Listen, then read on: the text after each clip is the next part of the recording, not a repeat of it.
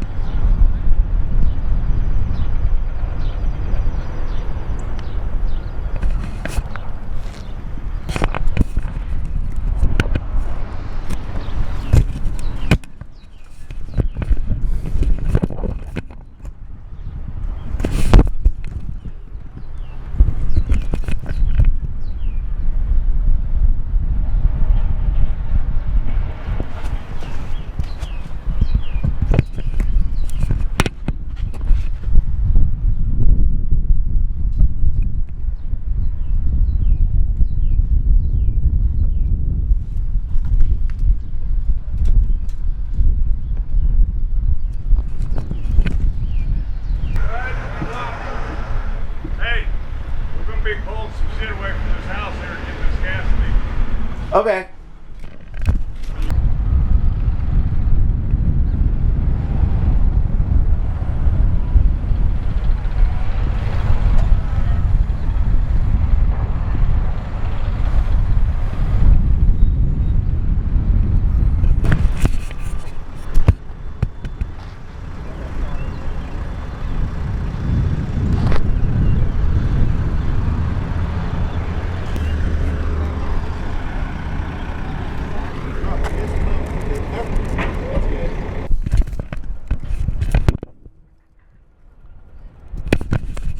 Tell us about your situation. What's been going on the last couple of days for you? Just trying to salvage what we can and make the best of it. Neighbors are helping out neighbors, and we've got a little bit of sunshine today, and so everybody's trying to get what they can get before the tornadoes are supposed to hit again tonight. How are you processing all this? I don't know. I think everybody's still in shock. I think today more people are coming to grips with it and realizing that everything they have is gone. We're just fortunate that we have our lives. Do you know anyone who's been killed or missing? Yes, my stepsister's uncle was killed. He lived over by the high school. But as of right now, I just have one, that I know of. Can you say and spell your name for me? My name is Becky Bartosh, Bartosh. And Becky, how old are you and what do you do for a living? I'm 41, and I had a hair salon, the residential area. I should be working today, but it's gone. Nothing left of it. Just gonna go try to salvage what I can. I'm sorry to hear about that. Yep, thank you, appreciate it. You live here in Joplin. Thank you for all the coverage. I actually live in Carthage. My brother lives right up here, or did live, and his house is gone, and my dad lived right down here on 19th, where my salon was, so. What are you gonna do now, you think? I don't know. I don't know yet. We're still just trying to process everything and take it all in. Just clean up right now. Clean up. Thank you very much.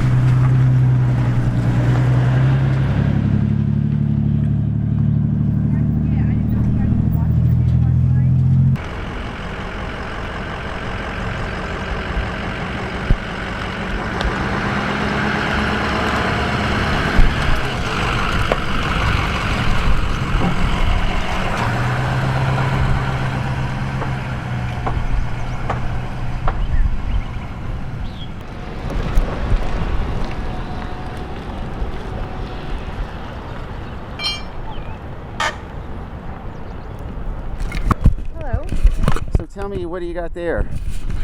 People's clothing that I found all over the yard. This was once my parents' home. You think we don't know whose clothes those are? No, they're not theirs. We found a letter yesterday in the bathtub from someone's home down by the high school. So we're gonna keep it and we're gonna mail it to them. How far away is the high school? It's about 7 blocks from here. How do you process all this? Just take it one step at a time. Do what you gotta do. Help out. Be there for support. That's all you can do. So. Now you're cleaning out your parents' yard here. With once their home. Yeah. And you just want to make sure the yard's clean. Well, we're gonna we're gonna start going through everything and see what we can find and salvage of what's left. Does anybody you know was hurt? No, they just happened to be at a graduation in Sheldon, so they weren't home. Thank God for that. Yeah. Can you say and spell your name for me? Johnny Barnes, Johnie. Barnes. Mm-hmm. And Johnny, how old are you and what do you do for a living? I am 33 and I'm an adult skills teacher. Can you show me a little? This is gone. I mean, this here used to be a bedroom, and in that closet was a lot of my stuff. And those clothes there were the yard sale stuff. So this room, Madeline had some stuff she was going to use in the yard sale, and some of my stuff was still here, but my stuff was still in the closet hanging up. The stuff I didn't even need. That was their bedroom. It's completely gone. All of their belongings are gone. She had a big collection of Elvis. It's gone. We still are looking for a jewelry box that meant a lot to her. Yeah. But the kitchen's still standing. Really?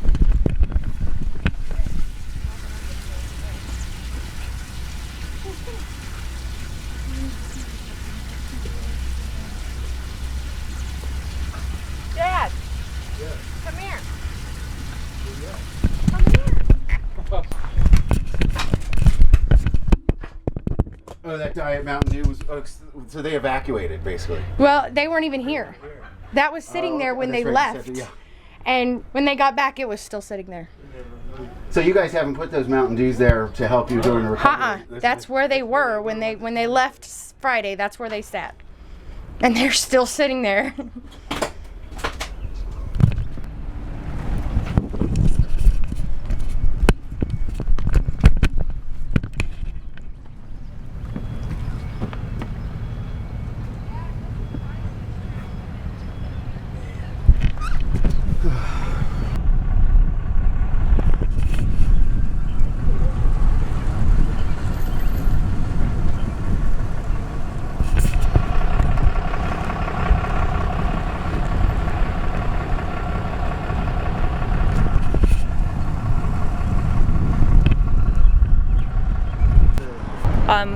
Range 9 is similar to kind of the strip in Las Vegas. This is the center of town. We have all of our business district. We have Walmart and Academy Sport, Home Depot. All of those were just severely destroyed. They have managed to pull survivors from there. The tornado went from one edge of town to the other. I believe it was from the west to the east. It just took out the middle section of our town. The hospitals have been destroyed, residential areas. It's just destroyed. What about you personally? We're blessed. We're incredibly blessed. Our home is still standing. My children are still here. We're alive. We're alive. A lot of people aren't as fortunate. Can you say and spell your name for me? Lisa Longaberger, Longaberger. And Lisa, how old are you and what do you do for a living? I am 42 years old and I'm a domestic engineer. Yeah. When we first got to this residential area, there was simply no one coming out. There was no one to be found. There were just maybe a few people here and there. There were no screams for help. There was no one to be seen. You want to help, but there's no one to help. You think there's more dead than we're hearing about? I'm uncertain. I'm more concerned about the people that we don't see than it is the people that we do see and the deaths that we do hear about.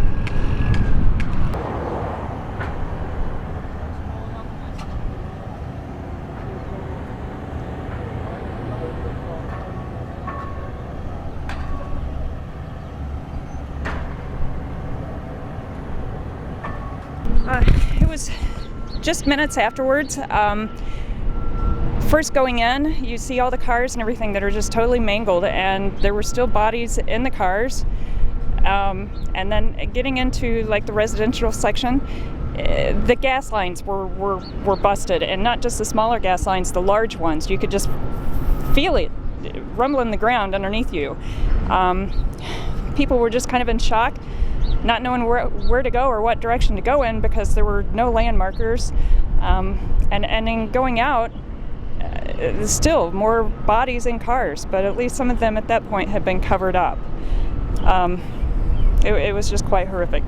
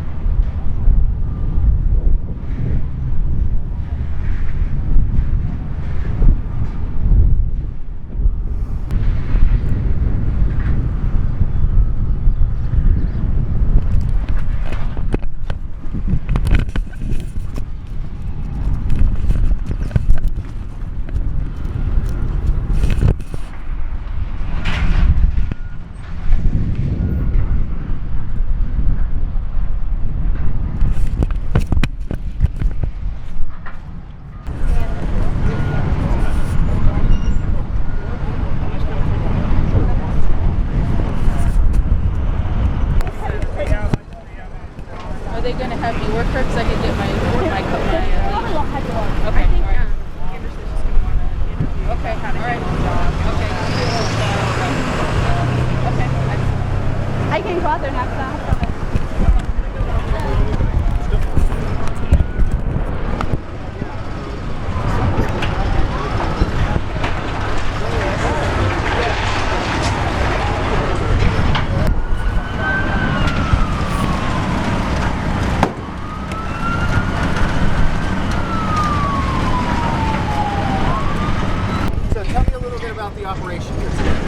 Well, we've been called out from the tornadoes that hit this area.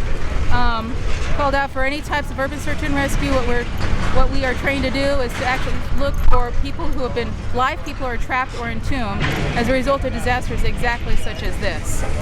The USAR task force is equipped with self-sufficient, equipped with rescue, with search, and Katie here is a trained urban search and rescue, FEMA certified urban search and rescue dog specifically for this type of work. You guys have any luck in there today? Today, no. Yesterday, people were found. What's that condition? Medical team handles that. Like I said, the task force is equipped with different components. We are searched, and so once the dogs detect the people who are trapped, they call in rescue. Rescue comes in, delayers the rubble, and medical comes in. So are you optimistic or pessimistic? We are always optimistic. You never know. After 2 days, it is very highly probable that people are still surviving in disasters such as this. In other disasters across the country, people have survived for much longer than a week.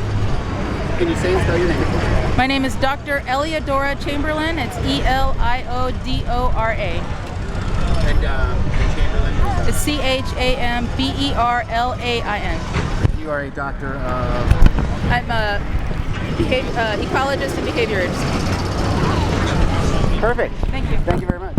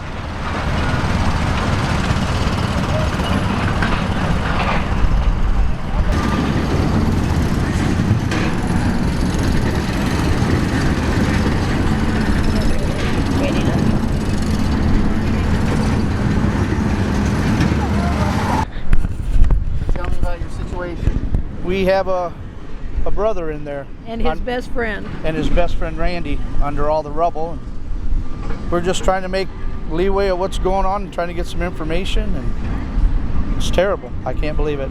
Total devastation. What's your brother's name? Dennis Osborne. Dennis Osborne, O-S-B-O-R-N-E. No, no E. No E. No E. Tell me what, he was shopping?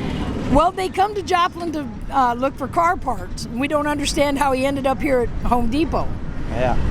Because they don't sell car parts in here. I don't know if Randy had to do some shopping or what. We just heard that he was at Home Depot and his truck got smashed, and we're just waiting to hear. He's been in there 2 days. Right. Since the tornado happened. How are you feeling right now? Or are you... Pretty beside ourselves. Pretty beside ourselves. Trying to just get some answers. That's all we're trying to do.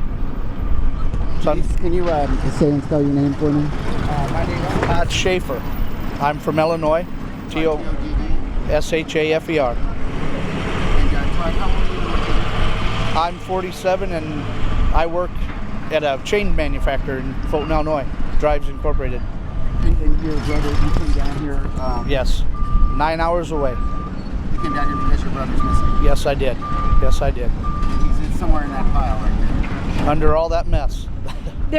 They said they had a storm shelter in there, and they got them all back in there safely. And now that's what they said on the news. And we're just hoping they're still in there doing well and praying every day that they get out. Can you say and spell your name for me? My name is Roxanne Smith. I'm his sister. I'm 49 years old, and my name is spelled R-O-X-A-N-E S-M-I-T-H. And Roxanne, where do you come from? Seneca, Missouri. Now, so how do you know your brother was here? Well, his pickup is sitting right over there, and we was told he was just in there shopping. You have a big brother? No, not with us, we don't. Can I get your phone number in case I follow up with you later? Okay, it's 417-776-2845. He's at the same address right now. Anything I'm neglecting to ask you? You guys think it's important to mention here? No, sir. Just hope he gets out of there alive. Just hope he's in good hands, and he is. God's with him. God's with you.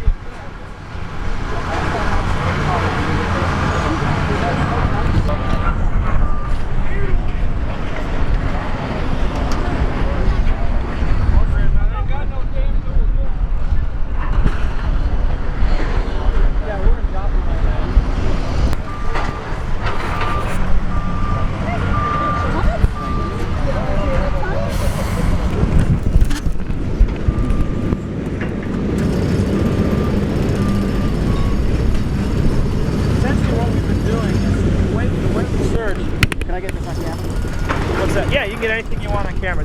We only have one basic rule. If we find a victim, we ask you not to film that. Sure. So, first of all, how many, have you found any survivors? Our team has not found any live survivors in this this building, no, but there have been live survivors throughout the Joplin area. What's the mission here now? Do you expect that there are still survivors, or is that? Well, we're always optimistic that there are still survivors, so that's our primary mission, is to find survivors. Secondary mission is to find the victims of the tornado and allow those bodies to be removed so their family can have some closure on the event. Now, there's a man out there and his sister, their brother is in here. I believe he's in here. He's missing his cars in the parking lot, and they seem to think they heard somewhere there was like a storm shelter somewhere in there. It hasn't been found yet. Is that, Well, I'm not familiar with this building. I don't know if there's an actual designated storm shelter within this building, but there's always a chance that there is that he's in the building. He is alive. There's still a lot of concrete that we need to search under. We've searched essentially the rest of the store, so it's doubtful he's located in those areas. But it's only been about 3 days since the event took place. That's reasonable to believe that there's still live victims, and that's our goal, is to find those live victims and get them out. Can you say and spell your name? My name is Tony Spicci. The spelling is Tony Spicci. And Tony, how old are you? It's a good question. I'm 43 years old. And you're actually are you a volunteer or are you full-time? Missouri Task Force 1 is actually a volunteer task force. It's one of the few task forces that are all volunteer members. So we're all volunteers of the task force. But I'm also a volunteer firefighter with the Boone County Fire Protection District, and that is the sponsoring agency of Missouri Task Force 1. So how many bodies have you found so far this summer? Well, our task force is assisted in the removal of 3. But there are other folks that have worked here as well. They may have, there's likely, I know there's been other removals, but we've been directly involved with the removal of 3 so far. Let me just get a quick...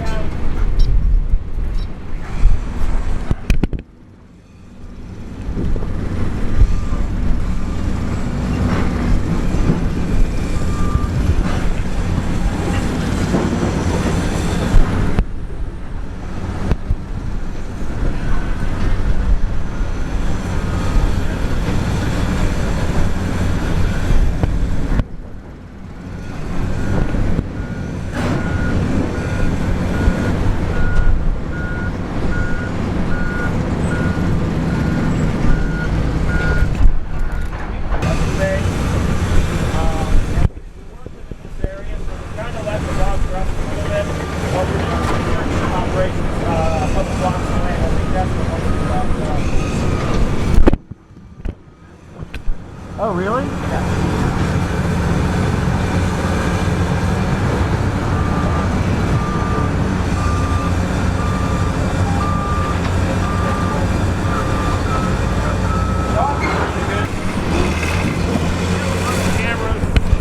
Different types of cameras that we carry, thermal cameras, straight video cameras. And so what we do first is if we can, we actually cut holes in the concrete and look around underneath. That's our first search. And then if we can, what we do is we try to lift the concrete, shore it up, look under it, and keep lifting it up until we can get an entire visual underneath that area and verify that there are no victims in that concrete. Once that takes place, then we move the concrete piece out, we move to the next one. How busy was this Walmart when the tornado hit? I don't know. We responded out of Boone County. Excuse me, don't it was 5 o'clock on a Sunday, so I'm speculating here, but I would speculate that it was probably a little bit lighter crowd. I mean, most folks are probably going home for the weekend. But the best indicators, if you look at the parking lot, there were a lot of vehicles in the parking lot, but there were probably at least 2 or 3 dozen. So between employees and customers, there's a few people in the store.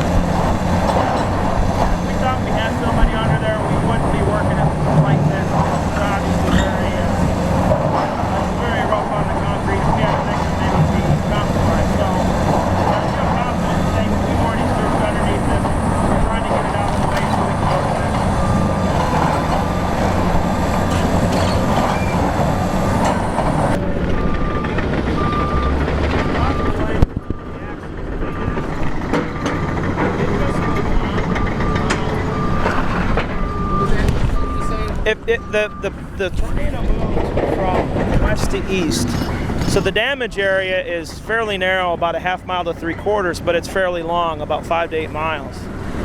And so as you drive through that, you see damage, and it just continues as you drive. I mean, the scope of this tornado is absolutely amazing, and the amount of damage it caused. That's a very large area.